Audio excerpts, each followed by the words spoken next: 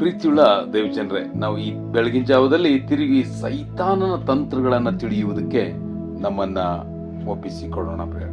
ಸೈತಾನನು ಅತಿ ಭಯಂಕರವಾದಂಥ ತಂತ್ರಗಾರನು ಎಂಬುದಾಗಿ ನಾವು ತಿಳಿದುಕೊಳ್ಬೇಕು. ಆತನು ಇಡೀ ಲೋಕವನ್ನ, ಪ್ರಪಂಚವನ್ನ ತನ್ನ ಹಿಡಿತಕ್ಕೆ ತೆಗೆದುಕೊಂಡಿದ್ದಾನೆ. ಆತನು ವಾಕ್ಯದ ಮೂಲಕವಾಗಿ ನಾವು ನೋಡುವಾಗ ಯೇಸುವೆ ಆತನ ವಿಷಯದಲ್ಲಿ ಹೇಳಿದ್ರು, ಈ ಪ್ರಪಂಚದ ದೇವರು, ಪ್ರಪಂಚದ ಅರಸನು ಎಂಬುದಾಗಿ ಆತನಿಗೆ ಕರೆ ಕೊಟ್ಟಿರುವುದನ್ನು ನಾವು ನೋಡ್ಕೋತೀವಿ. ಆತನು ಈ ಪ್ರಪಂಚವನ್ನ ತನ್ನ ಹಿಡಿತಕ್ಕೆ ಸ್ವಾಧೀನ ಮಾಡಿಕೊಂಡು ಅನೇಕ ದೇವರ ಮಕ್ಕಳನ್ನ ಮೋಸಕ್ಕೆ ಒಳಪಡಿಸುವುದಕ್ಕೆ ಅನೇಕ ತಂತ್ರ ಆಲೋಚನೆಗಳನ್ನ ಮಾಡುವುದನ್ನ ನಾವು ನೋಡ್ಕೊಳ್ತೇವೆ. ಅದಕ್ಕಾಗಿ ನಾವು ಮೊಟ್ಟ ಮೊದಲನೇದಾಗಿ ತಿಳಿದುಕೊಳ್ಬೇಕಾಗಿದ್ದು ಏನಂದ್ರೆ, ಸೈತಾನನು ಆತನು ಯಾವಾಗಲೂ ಲೋಕದ ಅಧಿಪತಿಯಾಗಿದ್ದಾನೆ. ಪ್ರಪಂಚವನ್ನ ಬಹಳಷ್ಟು ಸುಂದರಮಯವಾದ ರೀತಿಯಲ್ಲಿ ಅದನ್ನು ರೂಪಿಸಿ ನಮ್ಮನ್ನ ನಷ್ಟಪಡಿಸುವುದಕ್ಕೆ ಆತನು ಯಾವಾಗಲೂ ಆಲೋಚನೆ ಮಾಡ್ತಾ ಇರ್ತಾನೆ. ಆತನು ಅಂಧಕಾರದ ಲೋಕಾಧಿಪತಿ ಎಂಬುದಾಗಿ ಬರೆಯಲ್ಪಟ್ಟಿದೆ.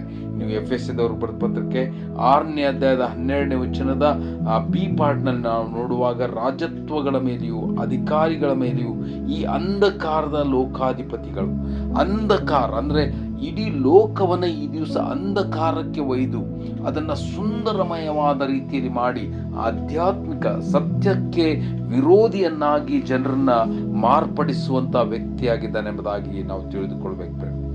ನಾವು ಪ್ರಾಮುಖ್ಯವಾಗಿ ತಿಳಿದುಕೊಳ್ಬೇಕೇನೆಂದ್ರೆ, ಈ ಪ್ರಪಂಚ ಸೈತಾನನ ಕೈಯಲ್ಲಿದೆ ಎಂಬುದನ್ನ 1 ಯೋಹಾನ ಅಲ್ಲಿ 5ನೇ ಅಧ್ಯಾಯದ 19ನೇ ವಚನದಲ್ಲಿ ಪವಿತ್ರಾತ್ಮ ನಮಗೆ ನೇರವಾಗಿ ಕರೆ ಕೊಡುವುದೇನೆಂದ್ರೆ, ನಾವು ದೇವರಿಂದ ಹುಟ್ಟಿದವರೆಂದು ಲೋಕವೆಲ್ಲವೂ ಕೆಡುಕನ ವಶದಲ್ಲಿ ಬಿದ್ದಿದೆ.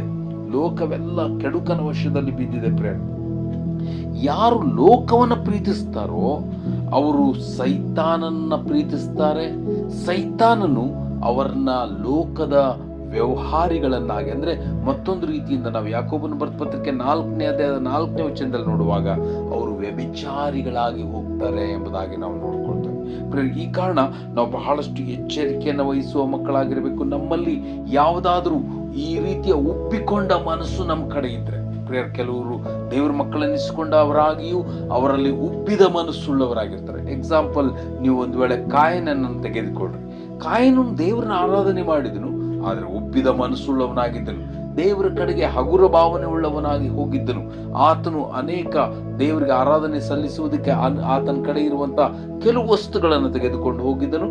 ಆದರೆ ಆತನ ಆರಾಧನೆಯನ್ನ ಕರ್ತನು ಸ್ವೀಕರಿಸಲಿಲ್ಲ. ಯಾಕಂದ್ರೆ ಆತನು ಉಬ್ಬಿದ ಮನಸ್ಸುಳ್ಳವನಾಗಿದ್ದನು.